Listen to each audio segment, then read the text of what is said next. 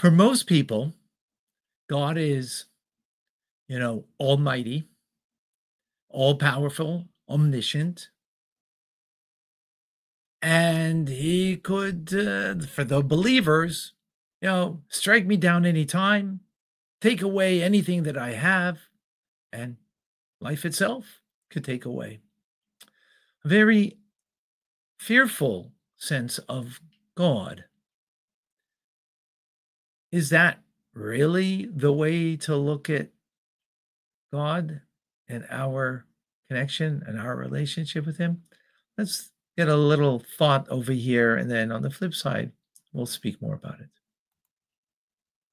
Just say something about that particularity. There's a sense, Jordan, when you talk about the veil, God veiling himself, that one could read that as, God's not wanting to show you all of himself. You're not allowed to see it all. But I think, in a way, that's a mistake. I mean, this is more about the way in which things can actually happen in this mediated sense. Jonathan's saying, you don't feed a baby with a fire hose of milk. You don't when you're cold coming in from the snow or whatever, you don't warm yourself up with a blowtorch.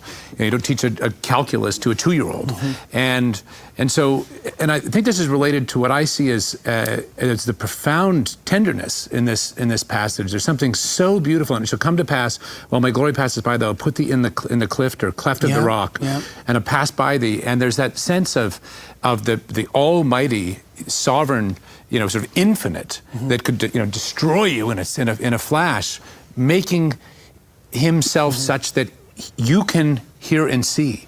And this reminds me very much of the language at certain parts in the New Testament. The hairs of thy head are numbered.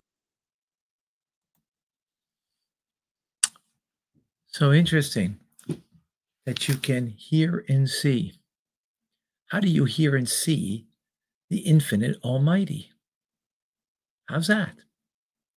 Well, because we have a soul. And that soul is in the image of God, a part of God. And therefore that gives us the capacity to sense almighty, infinite, and all-powerful. We get a sense of that. And God, in the passage he's reading, was of Moses who defended the Jewish people, the Israelites, after the sin of the golden calf. God shows them his glory. What does he show them his glory? He shows them, what's his glory? His glory is that he wants a relationship with Moses. He wants a relationship with the Israelites. He wants a relationship with me and with you. And therefore, he veils himself in order to have the relationship. See, the metaphor that he gave was, you don't feed a child with a water hose to give them water, right? You don't come in from the cold and you warm yourself up to a blowtorch. I was missing the point. It's true, the point he's making about that God veils himself for our benefit. That's what we do for the benefit.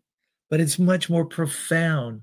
God veils himself in order that we can have a relationship with him, in order that we can know him. How can you know the infinite God?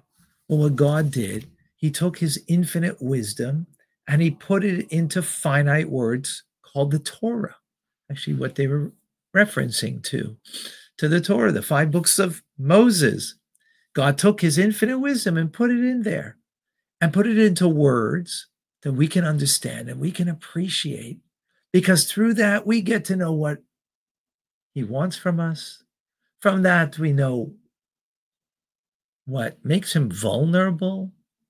He is vulnerable to us in the sense that he needs us to fulfill the purpose that he created us for. He can't fulfill what he created me for. I can only do that. But that means everything to him. So he didn't just do it for us, and it means nothing to him. It means everything to him, because that's what he created us. And ultimately is for us, our benefit, because he wants our benefit is that we have a relationship with him. So he veils himself, puts his wisdom into words that we can understand. He puts his kindness in a manner that we can know it. And we can actually know God's kindness. And then we can experience it through that and connect, most importantly, to connect to God through that. And by fulfilling the needs that he has for us, the needs that are the mitzvahs, the commandments of the Torah, the wisdom of the Torah, that we learn it and we know it. And from knowing it, we know him. It's very powerful. If you'd like to know more about this, come and join me daily in the study of Tanya. That is the teachings about not only knowing God as a creator, not only knowing God as a sovereign king, not only knowing God, what he wants from me and needs from me, but to know God himself.